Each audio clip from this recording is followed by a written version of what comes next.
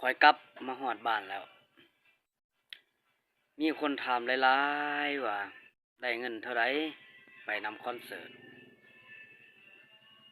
โอ้ยข้อยก็บ่จักสิตอบเนาะ แนวตอนนี้หัวหน้าข้อยยังค่าเวียกบ่ทันมีคำตอบเทื่อเข้าใจบ่ โพสต์ลงคลิปเราก็บ่ทันเห็นเนาะเราบ่ได้เบิ่งบ่ฮู้เนาะ อยากฮู้ก็รอท่าประมาณอีก7มื้อหรือ